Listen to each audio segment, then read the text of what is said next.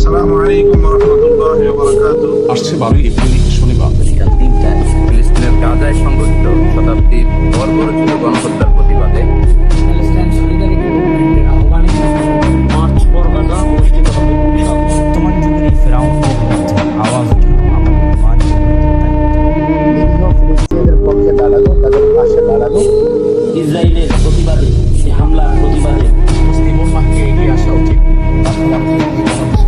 সকলকে ঐক্যবদ্ধ হয়ে রাজপথে নেমে আসবেন বলে আশা করছি। এদিন রাজপথে থাকতে চাই। আপনারাও সকলে অংশগ্রহণ করার চেষ্টা করবেন ইনশাআল্লাহ। এবং বাংলাদেশের বরেণ্য ওলামায়ে কেরাম থাকবেন। আমরা মনে করি এই প্রতিবাদে সবার অংশগ্রহণ করা উচিত।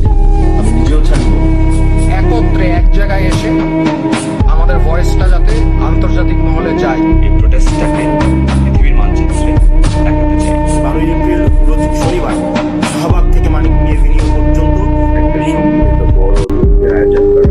আমরা সবাই সর্বস্তরের মানুষ বিক্ষোভ মিছিলে অংশগ্রহণ দেশের শীর্ষস্থানীয় ওলামায়ে কেরাম উপস্থিত থাকবেন ইনশাআল্লাহ। আপনি উপস্থিত থাকুন, অন্যদেরকে উপস্থিত থাকার জন্য উৎসাহ প্রদান করুন। আমরা সকলেই জানি দীর্ঘদিন থেকে ফিলিস্তিনের মুসলমানদের উপরে কি নির্মম নৃশংস হামলা হয়ে আসছে। এক এক করে শিশু, বাচ্চা, নারী ও পুরুষদেরকে শহীদ করে দেওয়া হয়েছে।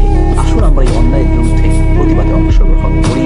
আমরা পৃথিবীবাসীকে জানিয়ে দিই, আমরা সকল জালিমদের বিরুদ্ধে আমরা এই